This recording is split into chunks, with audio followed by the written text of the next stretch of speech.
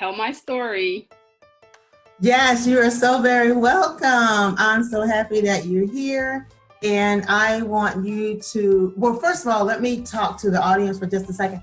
And once I finish talking with the audience, I want you to pray over our moments today so that we can have a wonderful and blessed time. So, first of all, to those who are on Facebook, those who will be watching later, those who are watching now, we want to thank you and welcome to Summon. Oh, in the Summon room, in the chat room here, we like to, we actually love to talk about a variety of things. So today I want to say, let's go, let's learn, let's chat, and let's act. So after you've learned, after you have chatted, then you got to go out and do. Is that not right? Right. Is that right? Isn't that right, Ellen? Absolutely. That is right, Mary. That's right, my friend. So I'm so excited. So welcome to Wow Enterprise, Wow Ministries, Why Not You Publishing Company, and Wow Creations. Yes. Yes.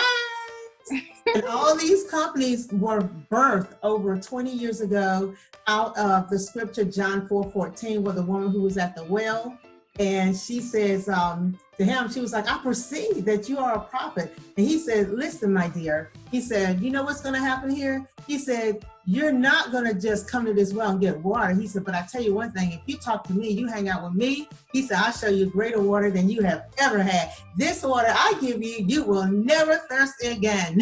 Amen. That thing spoke to me about 30 years ago. That spoke to me. And wow. Of that scripture, we have Wow Ministry, Wow Enterprise, Wow Creations, Wow Connections. The wow just keep going. Look at God. Look at our Lord. Yes, he's awesome. So today I asked my friend, colleague, friend in the ministry and confidant and entrepreneur to come and talk and chat with us today about the vision that God has given her for her entrepreneurship. I wanted to find out from her, like, you know, how she got started, what is it like, what is the journey like? So, because I think she's been doing it for a few years, and so, and we also want to know how she got started. What is the journey like? Where is she at now? And maybe she can offer some advice for those who have not done what they've been summoned to do. All right. Yes. So the first of all, introduce yourself, Ellen, and then I have a few questions to ask you. Okay. Yes. Hello, everyone. My name is Ellen Aubee, and I am the founder of Emma Events, and I am a servant leader. So I love to serve and help people, which goes right into alignment to what it is that I do with event planning.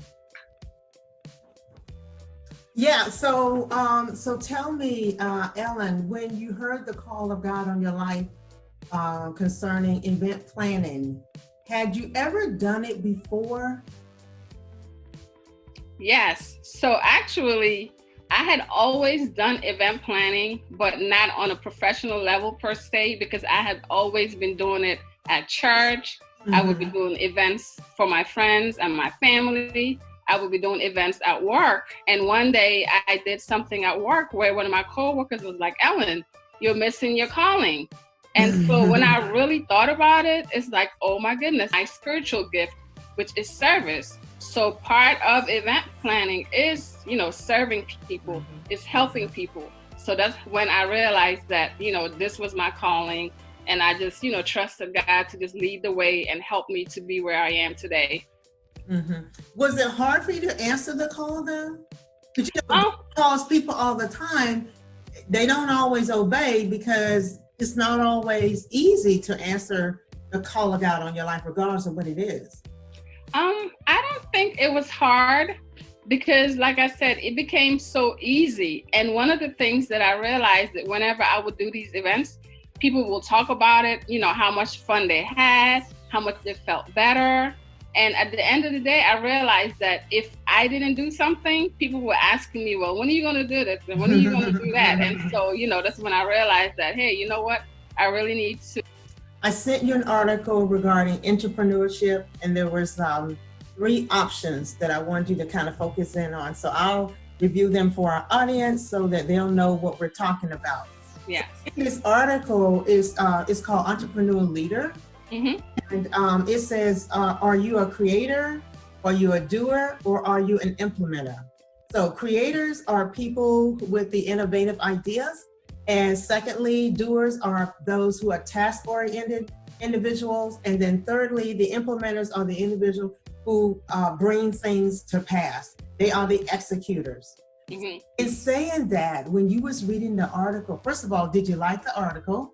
Yes, I love the article. Yeah, absolutely. Secondly, when you were reading the article, where did you find yourself? Did you find yourself in 1, 2, or 3? Or did you find yourself being a creator, a doer, and an implementer, or just 1 or 2 of these? Where did you land? I would say actually, as an event planner, I would consider myself all 3. Mm-hmm. Because part of planning events is you're working with, your clients, and you're working with people to literally create what it is that they want, to be able to have an event or do something that's going to create memories later on. And then the doer part, the task oriented, goes with the planning, goes with the logistics of, putting together a successful event.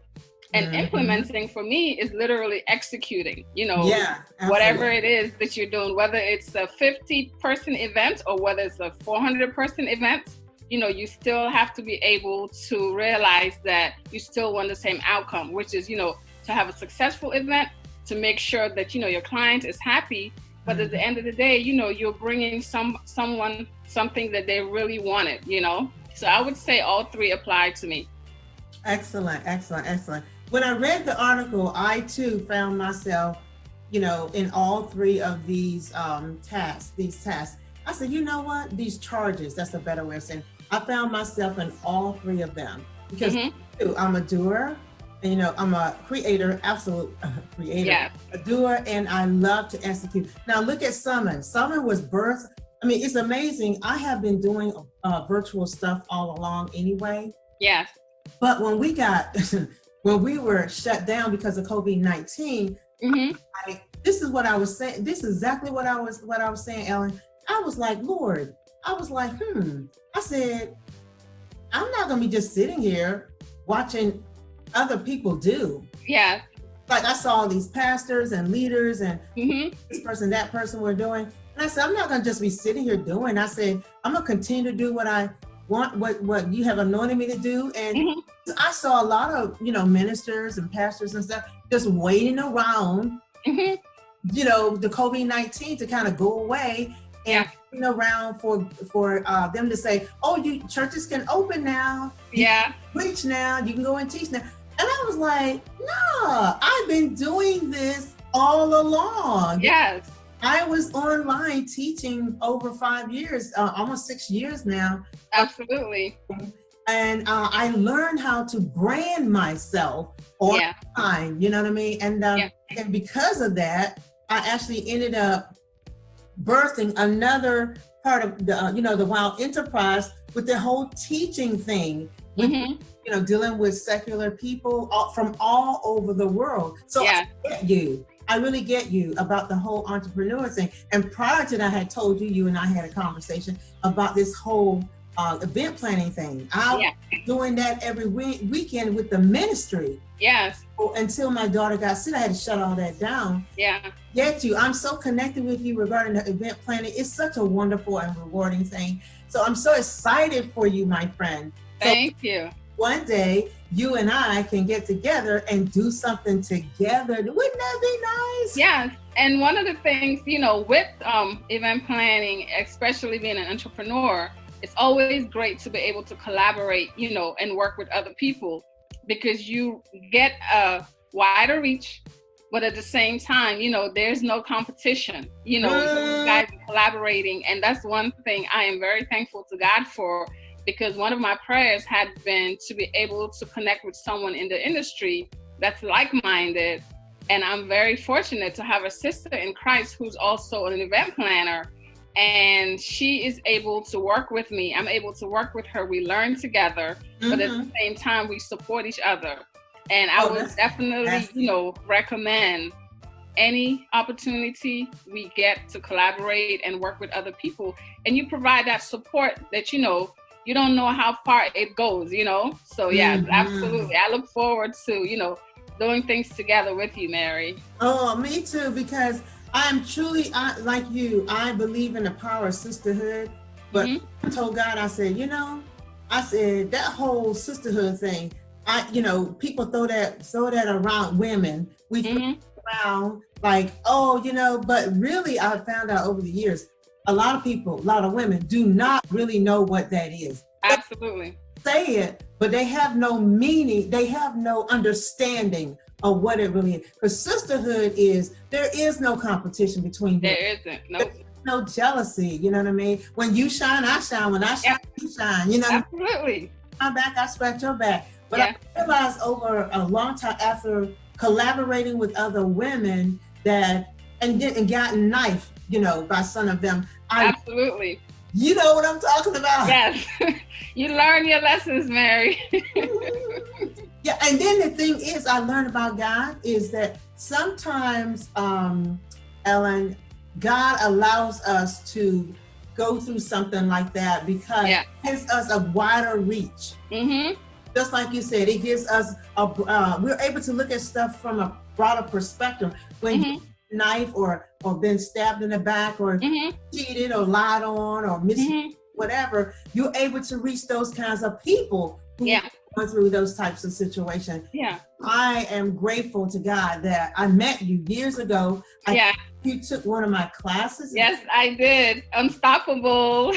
Oh my God. And look, that class I will never forget because we couldn't even get in the room. We could not.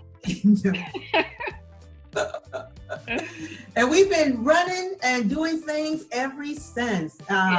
Amazing. Yes. Or when it's actually, even though we're doing things virtually together, I am looking forward to the moment when we can gather together, in a larger group. We can do some stuff, regarding event planning with your other sister that you have. I'm looking. Absolutely. Well, yeah. So in saying that,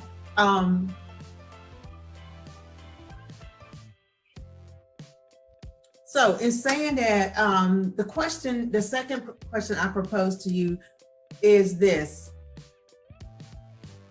So let me make this statement first. Entrepreneurs wake up as entrepreneurs. They go to work as entrepreneurs. They get up as entrepreneurs. They come home as entrepreneurs. And they go to bed as entrepreneurs. There is no 9 to 5. Would you agree with that? Absolutely. There is no 9 to 5. You definitely have to be able to find that time where you'll be able to make sure that, you're giving ample attention to the different tasks at hand. So you can't say, okay, well, I'm just going to go and do whatever it is that I need to do today. You have to be intentional in, making sure that time is spent in different parts of your life, because if not, it's going to overtake your life. Yes, you can say that, because I know there have been many times for 3 or 4 days I have not went to bed and I'm like, okay, you really gonna get some sleep? Okay, I'm gonna go to sleep. But then, like you said, I realized too that I don't require as much sleep as I used to. My body has gotten used to 5 hours of sleep or 4 hours of sleep, and I'm to get up and hit the ground running with that whole entrepreneur thing. Yeah. So in that, who was your first client? And how did you land him or her or them? That is an awesome question, Mary. Actually, my first client was a good friend of mine. So she was getting married, and I had actually planned her bridal shower. And so after we did the bridal shower and she had such a wonderful time and she saw how great I was in doing everything, she asked me if I can plan her destination wedding in Miami. And so that's how I was able to, land that job. And the wonderful thing about my friend is that she recognized my gifts and she recognized my talents, because even after she got married, that relationship still continued, because when she got pregnant, I helped to do her baby shower, and then her daughter's first birthday party, her daughter's second birthday party, her daughter, so it was just one of those things where that's amazing. It was a blessing that she saw my gifts early on, and she helped me to nourish that. And it also allowed me to be able to be in front of other people, Mm-hmm. So yes, that's how I got started. Wow, that's incredible. That's amazing. How many hours do you work in a day? Alternatively, maybe a week? It's like we said, an entrepreneur is it's not like a 9-to-5 kind of thing. Mm-hmm. Well, I usually try to be intentional about scheduling my days, to have at least maybe 6 hours or more, depending on what's going on and whatever the project is going to happen. So there's not, a one size fit all when it comes to that. But I would say, I try to keep at least 6 hours of my days to focusing on the tasks that I need to have done. So weekly, I would say maybe 60 to 70 hours, yeah, but it all varies. Mm-hmm. Yeah, and every project or every task, requires some time. So there are times where you may have to put in more time. There are times when you may not have to put in so much. So yeah. Yeah, true. Okay, I agree with that. So in saying that, now, I don't know about you, but I've had to take a lot of risks over the past 35 years, maybe longer. Yeah. Being an entrepreneur doesn't come without taking risks. Mm-hmm. Here with my with the audience, one of your risk-taking experiences. Look, and how did it end? Okay, well, actually, one of the things that I took a risk on was actually adding decorating as part of my services, because I had always been good at, putting together things and decorating, so I decided to invest some money in purchasing, some decorative items, whether it's tablecloths, whether it's centerpieces. And then I also would, I invested in taking a class that was teaching me how to do floral, centerpieces and everything. So that was a risk that I took, and it paid off because it allowed me to be able to go a step further in providing an additional service to my business. Awesome. That sounds like it went very well. Yes, it did. Excellent. Now, let's move on to challenges or opportunities. It depends on perspective. Yeah. Let's unpack this statement for a moment. How are you at handling setbacks, goals, and challenges? Because sometimes they can be very painful, which are common elements of the entrepreneurship and are not to be avoided. So how are you, my friend, at handling these challenges or opportunities when they come, depending on perspective? Yes. Well, I have to start by saying that by nature, I am very optimistic. I always see the good in things. But when challenges do come, I see them as opportunity for change, opportunity to reset, whether it's, taking something away that was not necessary or adding something that's definitely vital to whatever it is that I'm doing. So for me, challenges will come, but I also know that by faith, it also allows me to lean on God and also to allow the Holy Spirit to kind of give me the direction that I need to go. And sometimes it's difficult, but it's necessary. So that's how I deal with challenges. Okay, so in saying this, can you give us an example of maybe a challenge in your company or during one of your events that you had to tackle? And how did you resolve the problem? Well, I would say a challenge in an event may be something not happening the way that you want it to happen. So for instance, I remember I did a wedding where, we did a rehearsal the day before and, we were playing the music and everything was set and ready to go. But then on the day of, the music was not working because it was an intimate wedding. And so, technical difficulties happened. But it was one of those things where you have to be able to make a judgment call, to see, is it something that's going to be detrimental or not? And so what happened is, since the technical part wasn't working, we just decided to go ahead and just, go with the flow, and it still came out good. So you definitely have to be able to be adaptable, but also, talk to your clients and see what's the best option, and then, just go with it. Okay, so when you say you had a technical issue, was it regarding the music or regarding the microphones, or it was regarding the music, because it was something that was already pre-recorded and everything like that, but for some reason, it just didn't work the way that we needed it to do. So yeah, excellent. And sometimes, things happen, you plan, but then on the day of, for whatever reason, something happens. Yeah. But at the end of the day, as long as you know that you've done your best, you've prepared, you've rehearsed. Yes. Excellent. In saying that, I just recall that there was a time when I first started this, and technical difficulty, it didn't take. Yeah.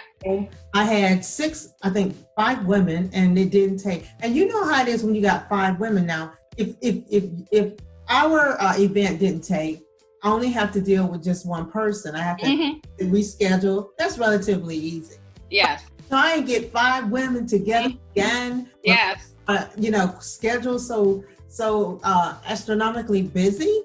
I was like, oh my goodness, oh girls, it did not take. They were like, so there was a couple ladies immediately was like, no matter, no worries, don't worry about it. Just tell me when we can do it again. Yeah. Okay, ladies, just send me dates that you are available, and we'll, work it out. Right. We will work through the details of this, and whoever's available on the date that is, the most, then we'll just go with that date. And so, of course, someone, had only one person had another event. They were unable to make it. But how God worked it out was, because we had another week to work on it, able to reach out to 2 more women. Oh, wow. Yes. And both of those women were able to make it. So I lost one person. But God added 2. Detrimental, but I ended up with 2. And I said, so I told the enemy, I said, see, that's what you get for messing with me. You get Yes. Women, you get a black eye. Yes. So it ended up going very well. Ended up with 6 people, you know what I mean, instead of 4 and 5 people. So you're right. So you just never know. It's all about perspective. It is. Yeah. It's all about perspective, but it's also about your mindset. Sometimes you just have to, use critical thinking and practical things, to make things happen. Yeah. And like you said, just go with the flow sometimes. Essential. Okay. Yeah. Making mistakes is healthy and normal, and sooner entrepreneurs learn this and realize this, the better they will be. Yes. How do you handle mistakes? Are you a perfectionist? How has it helped or hindered your business? That's a jam-packed question. Well, like I said, part of me being the optimist, mistakes do happen. But one of the things that I think about is that I am human. And so with planning, preparing, things happen. But at the same time, I don't beat myself up for it. I learn from it. I push the reset button, and I figure out what is it that I need to take away? What is it that I need to add? And then just move forward. We learn from our mistakes, and then we try not to, do them again. So that's how I generally deal with, mistakes that are made. Excellent. That's a great response. Thank you.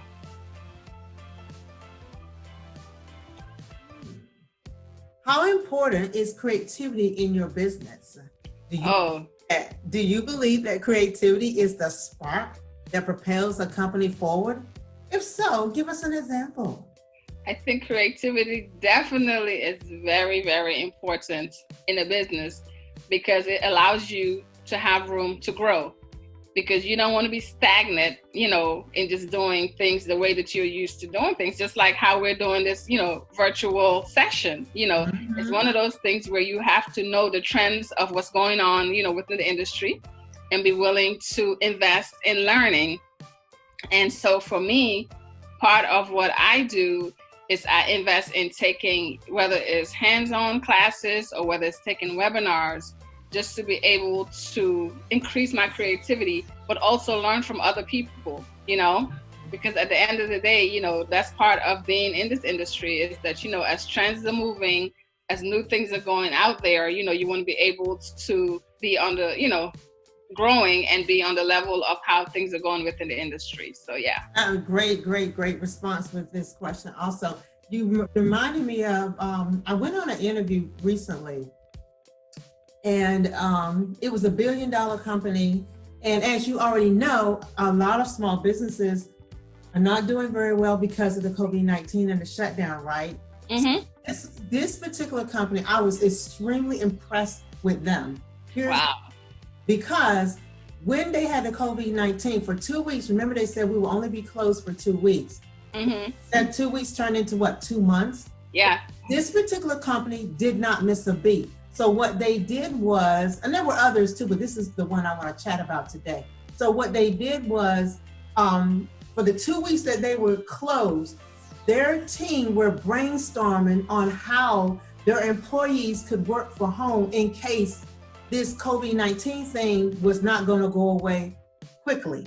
Mm-hmm. And they were, so when the 2 weeks turned into 4 weeks to a month, 2 months, they had spent times with their leaders and they had created everything virtual. Mm-hmm. They got with their creative team, that's their, again, they got with their creative team, they told them, they said, look, we want you to put all of our presentations, they used to do out in the field face-to-face or have meetings that would go to different sites or whatever. Mm-hmm. All had someone to create them all virtually. They put them all on PowerPoint slides. Mm. They actually was, so the people that worked in the field, they sent them home and told them, listen, here's your group, here's your group, here's your group. And what you need to do is, I need you to present those PowerPoint presentations to the group virtually through Zoom. So wow. Instead of, this is the thing that was amazing. They capitalized on the fear that everybody had because of the insurance company. Yeah. Because people are afraid that they might get the COVID-19, that they might pass, they were able to secure, and guess what? And they were able to increase their revenue by like a couple of $100,000 in just like weeks. Wow. Taking out insurance policies because they didn't know if they were gonna die. Yeah.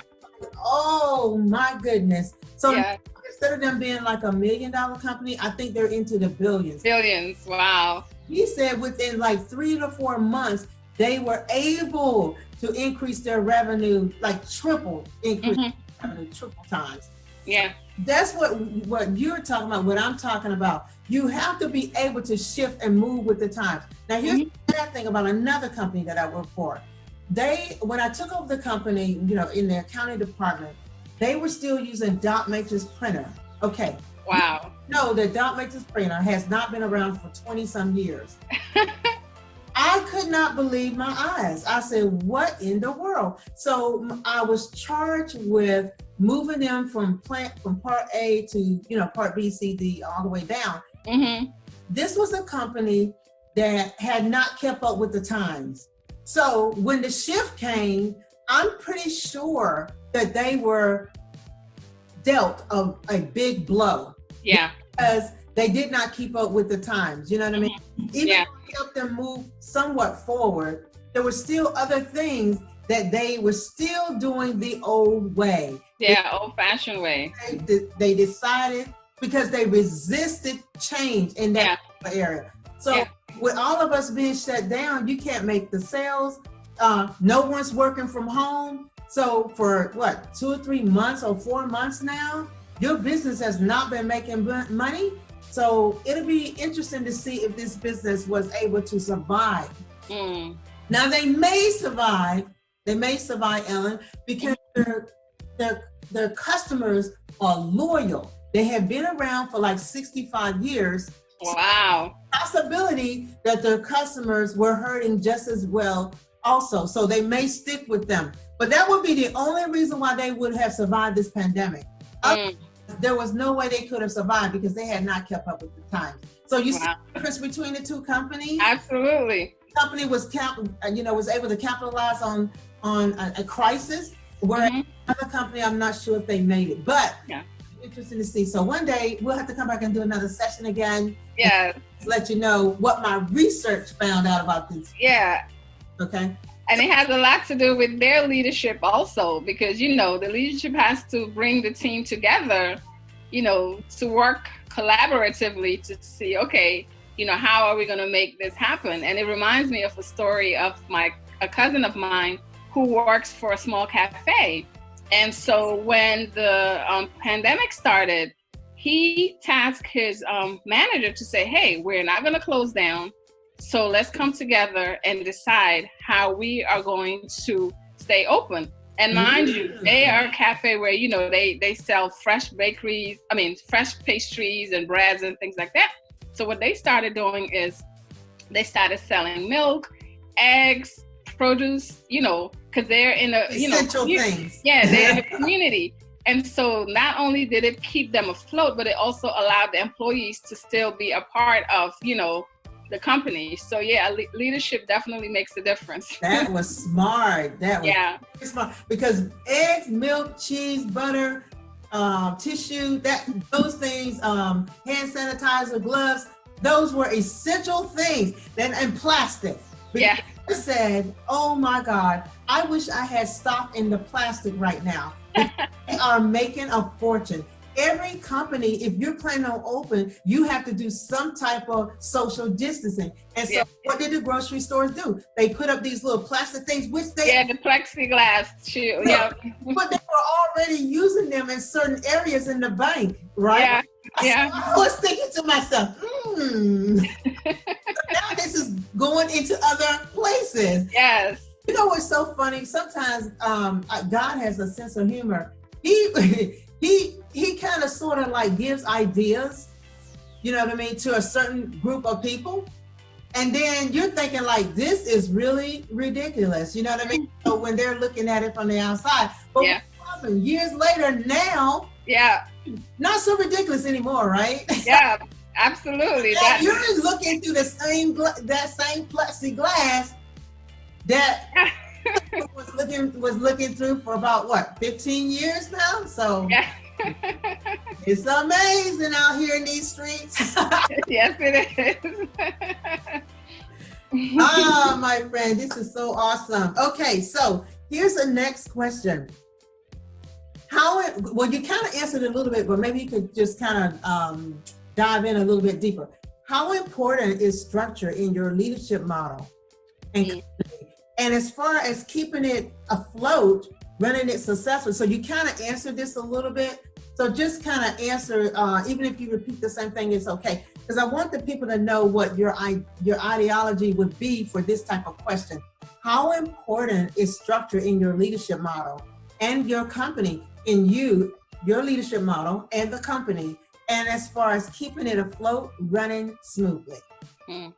Well, I would say that structure is very important. It's basically vital. The lifeline to your company, because it sets standards, the values, but it also sets you to create your vision and your mission statement to kind of lead you, or, it's, for me, structure is like a roadmap, and it helps you to stay disciplined. So for instance, if I know that, this is a new month, I have to have a structure as to what are my goals for the month, what are my goals for the week, what are my goals for the day, which in turn will allow me to have the roadmap to be successful for the month, for the quarter, and also, for the year. And it also goes with, being disciplined. So if I decide that, today's Monday, instead of waking up at 6 a.m. to do my devotional and get my day started, I'm just going to sleep in, then that just puts me back, So having structure gives you the roadmap to be successful, in the long term. I agree, totally agree. Excellent. Even the best ideas in the world require patience. and endless team effort to earn a level of success. How many years have you been an entrepreneur? First, can you share a low point in owning your own business? Two, and what was your most prevalent challenge in owning your business over the past couple of years? Now, I know that's a power-packed question, so we'll take one at a time. First, okay. First question is, how many years have you been an entrepreneur? I have been an entrepreneur since 2015, so like August of 2015. Yeah. Wonderful. Can you share a low point in owning your business? I would say a low point in owning my business was when I was investing in growth, but then the person that I was investing the money in to help me to grow was not doing what it is that I needed them to do. So I had to make a decision. Do I continue to invest money, or do I just kind of cut it off? And it was a low point because I was excited. I was like, looking forward to really doing what it is that I enjoy doing. But at the end of the day, when I took a second look, I'm like, wait a minute, they don't have my best interest at heart. All they care about was the money, and so that was tough because I really put a lot of money and a lot of faith in them helping me to get where I needed to go. So I felt like, it put me back a little bit because they really did not, do what it is that I needed them to do. And so with me seeing that and having that discernment, I just decided that, it wasn't a good fit for me, and I just ended it. Yeah. It's most unfortunate in the business world. You always have those, what I like to call, who are thieves. They steal your intellectual property. Yes, they do. They steal your ideas. They steal, even physical things, material things that, like you have a coffee set that you're using for your meeting, if the coffee set is gone, you're like, wait a minute, what happened? Yeah. I steal a coffee set, in the middle of this whole event, you know what I mean? What people do, they will lift things their way out the door. Now, and that's after you have given them a gift for a meeting. You can't do that but sit there like shake your head like, what is this? Yeah. Oh my God. You know what I'm saying? So I get you. I totally get you. How do you handle yes and no from others in regards to your business? Are you good at saying yes or no, or do you struggle in this area? I think at the beginning, I was saying more yeses. But then towards the middle, I started saying more no's because a few things happened. Was I willing to put more of my time? Was I willing to invest more of my time into something that I know was not going to be successful or eventful? And then another no is that not everybody is going to be a fit for me. So that in itself, when I learned that, it's okay if you don't want to use my services. It's okay if you say, oh, I'm too expensive. That means that you are not for me. And that's fine. And I have peace with that. That's an excellent example and an excellent response, because you made me think of when I first started teaching online, it was quite interesting. It's pretty intense training. They did train us.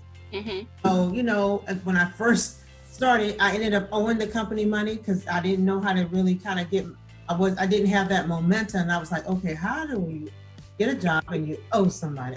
Okay, can you help me out with this one? My friend said, oh, you need to quit that. Oh, you need to quit that. And they meant well, right? But now entrepreneurs hear us clearly. When you are launching a business and it's you and God and maybe a couple of few choice friends, the only person that you can really listen to at that point is God, the voice of God. Because if you quit too soon, you will miss out. So what am I saying? That if I had listened to this person who meant well, who's a friend of mine still today, I love her dearly.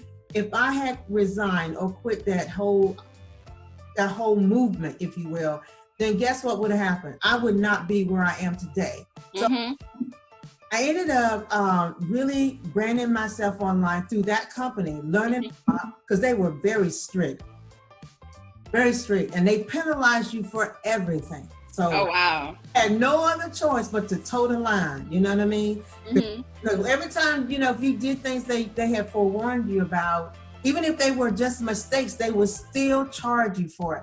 So long story short, I ended up going from X amount of classes to like 30 classes on the weekend a day. I would just, wow. Yes, that's a lot. For half an hour, I would do 30 classes on Saturday, Sunday. And because usually you would start on Thursday and Friday. And I would make, and at the end of the month, I was making like anywhere. This is just sitting at home, talking to people online for a half an hour. I ended up making I went from owning the company to my first paycheck was like around 500. Wow. I went, started branding myself some more, 800. Branding some more, 1,000. Branding some more, a couple thousand. Next thing I know, I was making around $4,000.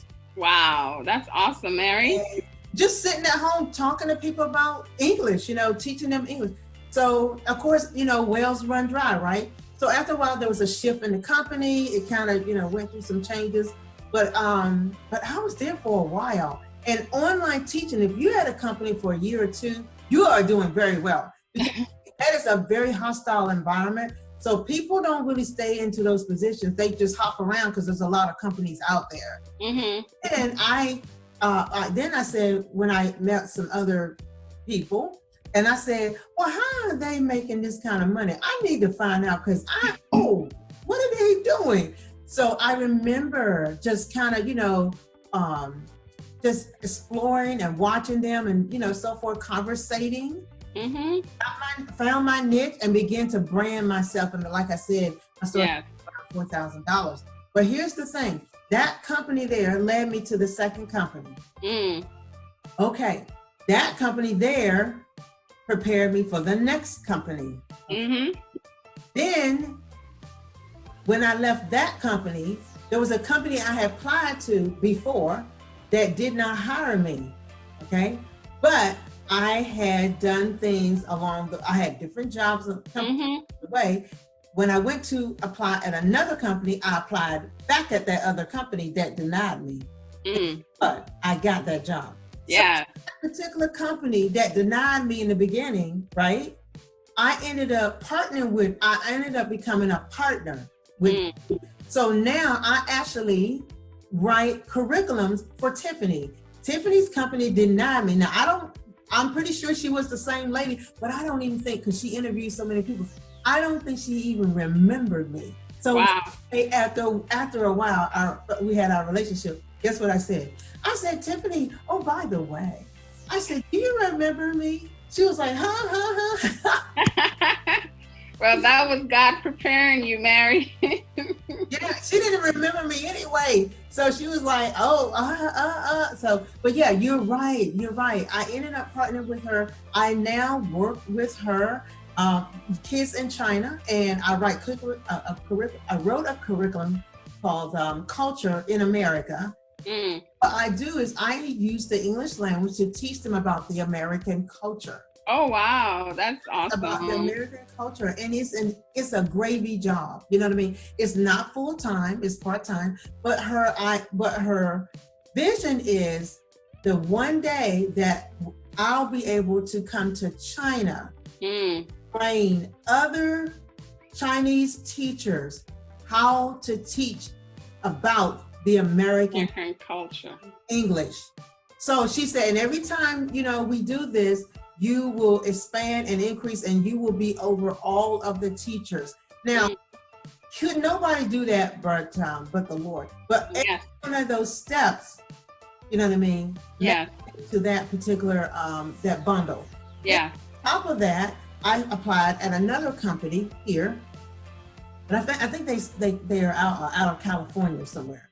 So that particular company, I'm still with part-time, and I'm doing very well. But those other companies, those platforms, those structures help me to brand myself. And so now with this company here, I am doing extremely well. I mean, we actually teach on Skype or Zoom. That's what with the platform. And I think because of the COVID-19, I ended up getting about like 8 new students, you know what I mean, in 1 week. And that's because they're all working from home and Yeah. take English classes while they're at home. So you see, so that opportunity, Mary, opportunity. So you and I are just seizing these moments, right? So it's saying all that, I get you. I understand totally. You know what I mean? That's why you can't, entrepreneurs, hear us. That's why you can't look at something sometimes in the beginning, know how it's going to turn out. Yeah. Would you agree with this, Ellen? You have to listen to your inner self, inner tuition, God, you know, take God in there too. I'm saying discard, because, you know, people say, well, you know what? I just want to hear God on this, and I'm not going to listen to my heart. I'm not going to listen to this. And I tell people all the time, it's already to listen to your heart, but your heart needs to be intertwined with God. Absolutely. What's in your heart is what God wants you to do. Because stuff comes from our heart that God plants the seed. Absolutely. Move forward, so there's nothing wrong with that. Like the saying says, you know, God qualifies those who he calls. You know, if he calls you to do something, he will give you everything you need to be able to do the work that he has called you to do. And, you know, it's the team effort between you, God, and the Holy Spirit. Absolutely. You know? Yeah. And you have to be able to recognize when he talks to you. This is another thing, entrepreneurs. There's 3 voices, I believe. There's your voice, God's voice, and then there's Satan and your friends. 4. You have, and I know about you. I want to hear your thoughts on this too, Ellen. Over the years, not just with entrepreneurship, but with everything, I had to learn to distinguish between when a situation or crisis get in my life. I said, okay, God, is this you? Is this the devil? Is this me? Is this my own mind, my own being, my own selfishness, my own this, my own that? Or is this my friends trying to, you know, be nice to me and say, hey, you know, give me good advice, but it might be the wrong advice? Or is it your enemy, like girlfriends that you think are your friends, but they're your enemies and they don't care about you. They don't have your best interests at heart. The 5 voices, when you're trying to do something that you have to, it's imperative that you decipher which one is which so you can move forward. I want to hear your thoughts. Well, Mary, one thing I can say regarding this area is absolutely the voice of God. And, you know, Satan will also try to cause distractions through your so-called friends. But the important part is allowing God to put people in place who will tell you things in truth. You know, that's one thing I definitely am very fortunate to have, is that I have some friends who will tell it like it is. And I know that they care about my best interest, you know, and they're friends who, you know, if I have an idea or whatever, I can call and say, hey, this is what I'm thinking of doing. No, Ellen, it's not the right thing to do. Go back and, you know, rethink about it. Or yes, Ellen, you know, this is what you should do. So I think even with all of these voices, we have to be able to have the discernment to say, okay, who am I going to listen to and why? And then based on those answers, then you can do what you need to do and move forward. And of course, people are going to be in our lives who are not, you know, who don't care about our best interest. But at the same time, like they said, that haters are our elevators. So, you know, if someone has something bad to say or they don't support you or whatever, that's fine. But watch me work. Yeah, that's the truth. And sometimes, you know, I learned too that when you're working, they can see you. But there are times when I'm working, they can't see me, but but they see the result and just absolutely. When they see that flyer that Mary posts on social media, or when Mary has to go, you know, on local television to talk about her multiple businesses, that's when they see you. Hey, look, they're gonna see you when you post that flyer on there saying, you know what, I have just cracked my first million. Yes.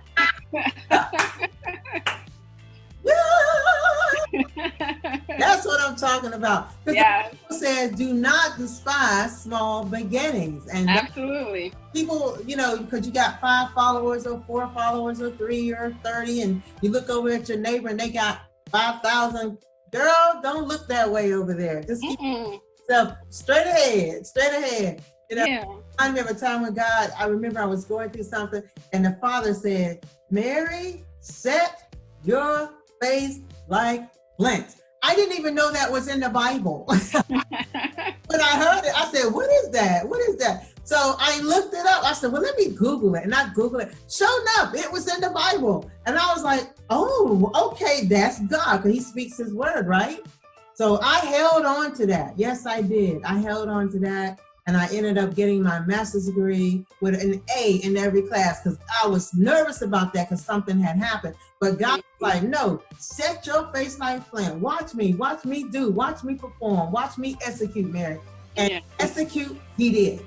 Yeah. Yeah. Excellent. Okay, we're going to wrap up. Okay.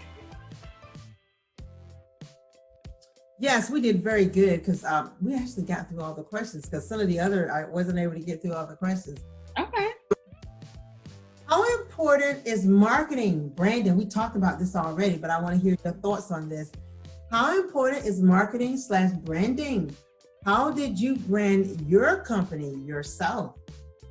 Well, I would say branding and marketing is very, very important because it helps you to figure out who it is that you're going to serve. And so for me, when I made up my mind that, specifically, these are the type of events that I'm going to do. These are the, weddings, at the beginning, I was like, okay, I was going to do, full planning, then I'm going to do, partial planning. I'm going to do day of planning. But one of the things that I started realizing that like at one point in time last year, a lot of my weddings were day of coordinations where the bride and the groom just needed someone to just be there and help them to put the whole day together. Mm-hmm. And so now I'm in a place where I'm like, okay, you know what? This seems to work well. Maybe it's time for me to kind of make an adjustment. And so part of branding is being able to see who is that community that you're serving and how can you serve them, effectively. So that's how I'm, doing that portion. And then another thing is, investing in making sure that, my logo looks good, but also, when I get my website out there, I want to be intentional in putting the right content and the right information to serve the right audience. So that's how I've been, working on my branding, especially during this time. Yes, excellent. Yeah, I agree. Final question for the hour. Yes. Picture, I love this question here. Big picture, small things. Think about that for a moment. Mm-hmm. Big picture, small things. What comes to your mind as an entrepreneur when you think about big picture, small things? Mm-hmm. Advice can you offer others? Yes. I would say big picture for me is being able to work in my purpose, which is, being a leader, helping people, but at the same time creating a legacy. So part of event planning is not just the logistical part of just, putting a party together or putting a wedding together. It's how you make people feel, throughout the process and also after. And so one thing that I would tell people who are looking to get into event planning is to get a coach, someone who will help you to grow in your field. Have some mentors, have people around you who will help you with, whether it's marketing, whether it's branding, whether it's, setting your quarterly goals, and then being able to grow. Be a lifelong learner. Invest in a class, invest in, volunteering. And sometimes, it doesn't always have to be money.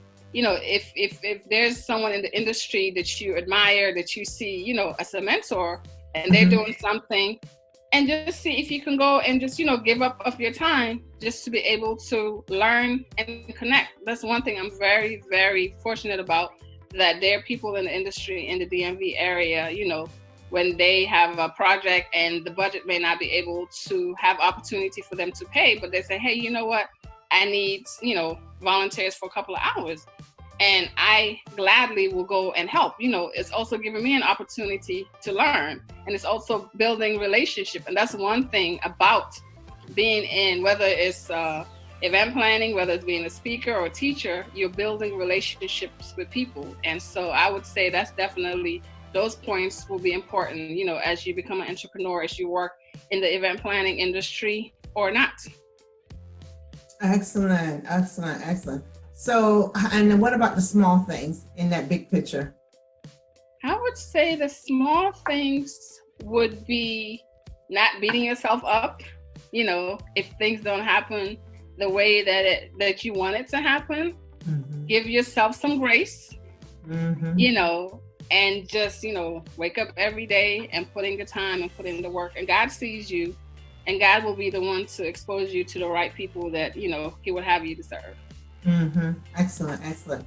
Now, one of the things I didn't share with you, Ellen, is my father. My father recently passed. Yeah, sorry for your loss. Thanks, it's all good. My father was an entrepreneur, and we were talking about my dad, how he never allowed grass to grow under his feet. He was a mover and a shaker, and he was a medium-built man, but he carried a huge stick. I'm not even talking about a small stick. I'm talking about a large stick, okay? When he entered a room, you knew he was in the room. He was arrogant. He was a humble man.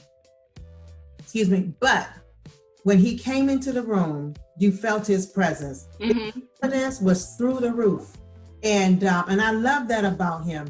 And he left 5 boys, and you know what I mean? He taught those boys how to pattern themselves after him. So all of my brothers work, they don't live on women and that kind of thing. They work, and they work hard.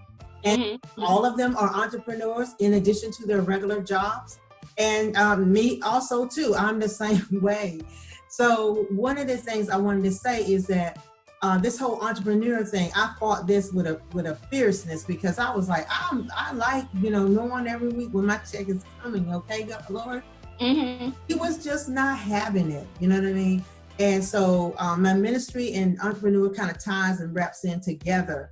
And so he just married the two. And so now it's been years. I mean, either I'm doing ministry full time or entrepreneur full time, and sometimes I'm going back and forth, and then sometimes I'm doing consultant full time. So it's in our genes, it's in our blood. It's your purpose, Mary. It's my purpose. And now that my father he'll be laid to rest on the 19th, but now that he's gone, you know what I mean? Because I remember I was thinking to myself, I was like, oh, I need to really hurry and get him, and get down there and start moving. And it was like, God was saying, no, just do the legwork here.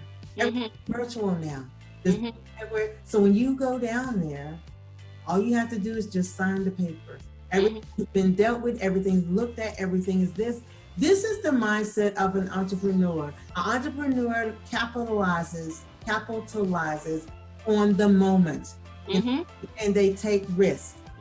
So, and I'm thankful for you volunteering your time to talk to us about your journey, your telling your narrative your way.